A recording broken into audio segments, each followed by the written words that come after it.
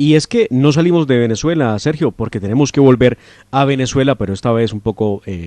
tendrá que ver el asunto no solamente con Venezuela, sino con España, donde tenemos que analizar qué es lo que está pasando con el proceso de extradición de Hugo Carvajal, señalado de narcotráfico. Y estamos para hablar del tema con el doctor Alberto Schlesinger, decano de la Escuela de Economía de la Universidad Sergio Arboleda. Doctor Alberto, muy buenos días. De Mar, ¿cómo van ustedes? Muy bien, muchas gracias. Bueno, doctor Alberto, este tema de la extradición de Hugo el Pollo Carvajal es toda una novela. Y lo peor, una novela que no termina. ¿Cuándo habrá capítulo final por fin y veremos al Pollo Carvajal pagando por sus crímenes? Sí, de Mar, hay dos hechos que quisiera resaltar y son la captura de Hugo Carvajal y la captura de Saab. Son dos elementos fundamentales y dos oportunidades únicas, diría yo, porque estos dos personajes han sido figuras centrales de todo lo que ha sucedido en Venezuela con relación a muchos factores relacionados con el régimen venezolano. Pero quiero hacer una aclaración. Tanto el caso de Saab como el caso de Carvajal son importantes para Colombia fundamentalmente, no tanto para ver si se cae el régimen venezolano o si con ello se puede tumbar a Maduro o en qué papel quedará Maduro. Ese es otro tema y no sabemos realmente qué pueda pasar con Maduro. Pero la realidad es que para Colombia es fundamental porque la información que estas personas tienen con relación a aspectos fundamentales del país es crucial. Es por eso yo creo que los Estados Unidos, parte de la información en el momento que los tengan bajo su control, tiene que ser lo que ha sucedido en Colombia con respecto al narcotráfico, con respecto a muchos políticos colombianos, con respecto al tráfico de armas, etcétera, etcétera. Yendo al caso del llamado Pollo Carvajal, Hugo Carvajal, oficial del ejército venezolano, un breve resumen para saber de quién estamos hablando. Él fue alumno en la escuela militar de Hugo Chávez y formó parte de la inteligencia venezolana a partir del año 2000, cuando Chávez acaba de llegar al poder. No se nos olvide que Chávez fue elegido en el año 98. A partir de ese momento escaló dentro de la estructura de inteligencia y fue un factor fundamental a partir del año 2002, en que, si ustedes acordarán, pues fue cuando se presentó lo que llamaron el golpe y estuvo prácticamente a punto de salir Chávez del poder. Y Carvajal es el que después de eso hace todo el papel de investigación y de limpieza dentro de la Fuerza Armada venezolana y dentro del sector petrolero venezolano cuando hubo paro petrolero, o sea que se convirtió en la mano derecha de represión del régimen, y es así como en el 2004 lo ascienden a director general de inteligencia y se convierte en la mano derecha del régimen de Chávez durante todo ese periodo, y posteriormente en el 2013, cuando muere Chávez y cuando llega Maduro al poder, pues se convierte en la mano derecha de Maduro para, a través de la represión y todo lo que la inteligencia hace, pues poder fortalecer el régimen de Maduro. Es así como Carvajal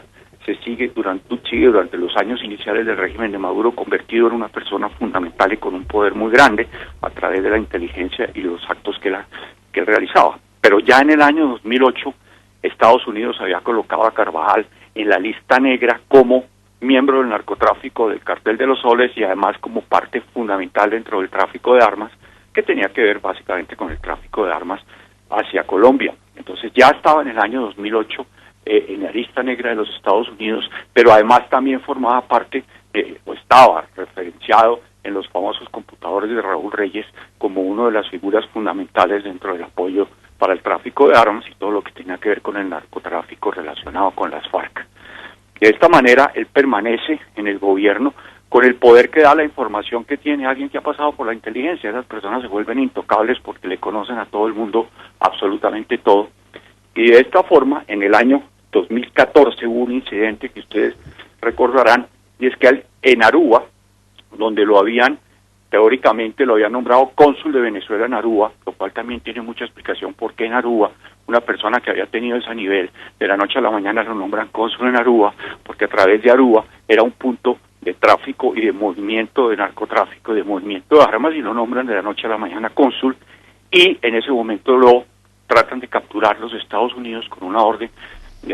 para transferirlo a los Estados Unidos, y ellos se defienden, como se están defendiendo ahorita con Saab, con el hecho de que él tenía un pasaporte diplomático que lo acreditaba como cónsul en Aruba, lo cual todavía no había sido aceptado por el gobierno holandés. O sea que él tenía el pasaporte, pero no había sido aceptado como cónsul, por lo tanto no tenía funciones diplomáticas en Aruba. A pesar de eso, pues se la juegan toda y finalmente el señor puede volver a Venezuela, donde da el paso hacia la política, y en el año 2015 finales del 2015 se presenta a la Asamblea Nacional, manejada por Diosdado Cabello, como representante del Estado de Monagas, del cual era oriundo, y empieza a actuar desde la Asamblea. Esto a partir del 2015 hasta el 2019, cuando aparece el señor Guaidó, y ya había, o se decía que había unos enfrentamientos muy fuertes entre Diosdado Cabello y el señor y el Pollo, y finalmente el Pollo abandona el país vía República Dominicana y llega a España, donde lo reciben, y aquí empieza el capítulo español. El tipo entonces da el brinco del régimen chavista, se pasa al lado de Guaidó mediante una carta de apoyo y llega a España. Llega a España en el año 2019. Y allá lo reciben, obviamente, cuando llega a España sabiendo quién era, y lo reciben las autoridades españolas. No se nos olvide que en el año 2019, que ya está en el poder el régimen del señor Sánchez, y Podemos tenía, lo que no tiene hoy en día ya, pero tenía un poder muy grande, era el socio del PSOE, del Partido Socialista Obrero Español, en el poder en Venezuela, en España. Entonces lo reciben sabiendo quién era, lo aceptan e ingresa a España. En ese momento el ingreso en España es cuando se dice que él había presentado una solicitud de asilo que quedó, al parecer, quedó sin ningún tipo de respuesta expresa, en el cual se hubiera dicho se acepta el asilo, la solicitud de asilo, o se rechaza. Hay que aclarar que esas solicitudes de asilo tienen unos presupuestos muy concretos, y es que las personas pueden pedir asilo si se presentan ciertos factores o ciertos hechos que lo soporten, como son, por ejemplo, peligro de vida, atentado contra sus derechos humanos, persecución política, que en ninguno de estos casos se presentaba frente a los Estados Unidos. Sin embargo, el señor ingresa y inicialmente la audiencia española, que es importante también aclarar, ¿qué es la audiencia española? La audiencia española es una organización de nivel de la Corte Suprema de España, pero que tiene una competencia muy claramente delimitada para todos aquellos hechos de grave peligro y riesgo, como puede ser el terrorismo internacional, que puedan poner en peligro la seguridad del reino, etcétera, etcétera. O sea que ellos actúan con ese nivel, sin ser de la rama jurisdiccional, pero actúan, esa competencia se les da para que ellos puedan actuar directamente cuando se presenten este tipo de casos. Entonces, inicialmente la audiencia, obviamente, dentro del clima que existía con Podemos, con unos vínculos conocidos por todos con el gobierno español, con el gobierno venezolano, perdón. Es más, Podemos nace como nuevo partido apoyado financieramente por Hugo Chávez. Esta fue una de las jugadas que Hugo Chávez hizo a nivel internacional, apoyando un partido como Podemos, pero de otra parte también estaba muy vinculado al Partido Socialista Obrero Español, porque no se nos debe olvidar que el señor Rodríguez Zapatero, el jefe de gobierno de España, pues ha tenido un vínculo muy cercano, muy directo con el régimen de Maduro, con el régimen de Chávez, y siempre participó como ayuda internacional. O sea que había dos partidos políticos muy vinculados a España, a Venezuela, como eran el PSOE, que estaba en el poder, con su aliado en el poder, Podemos. ¿Qué sucede entonces? Que inicialmente la audiencia emite un dictamen en el sentido de decir de que no había elementos para que fuera extraditado a los Estados Unidos, lo cual es inmediatamente apelado por la Fiscalía Española y obviamente por la presión de Estados Unidos, de la presión internacional. Finalmente, la audiencia da su visto bueno en el 2020, de lo cual se entera, antes de que la decisión de la audiencia española salga, se entera el señor Carvajal de que va a haber una decisión en su contra, que la audiencia va a permitir su extradición, y entonces escapa. Es cuando pasa pues a la clandestinidad en España, estamos hablando del año 2020, y después de que emite ese concepto, pues, esa decisión de la audiencia española, pues obviamente el gobierno, el ejecutivo, en pleno de ministros, o sea, con el presidente Sánchez a la cabeza, y todos sus ministros toman la decisión de que el señor Pollo es extraditable, y por lo tanto está en la clandestinidad y no lo encuentran, es decir, el tipo se desaparece, lo cual obviamente tiene todos los elementos de incredibilidad, de que en España puede una persona ocultarse y no la quieran encontrar. Porque ahí se deriva en que el régimen español, como digo, debe de estar muy preocupado por lo que Carvajal pueda decir con relación a sus relaciones con Podemos y con el mismo Rodríguez Zapatero pudiera estar oculto sin que nadie lo capturara. Finalmente, lo que sucede es que lo capturan, la captura reciente, sobre lo cual también hay una explicación, son dos explicaciones. Una, que el señor ministro del Interior de España, Grande Marlaska, está pasando por una situación supremamente complicada y supremamente difícil, lo cual pone en peligro su estabilidad en el cargo, y por lo tanto toma la decisión de finalmente, sabiendo dónde estaba, poder capturar para extraditar a los Estados Unidos al señor Carvajal. Y del otro lado, que todos lo sabemos, las relaciones entre la administración Biden y el gobierno de España pues han sido supremamente malas, y Sánchez está en plan de congraciarse con los Estados Unidos,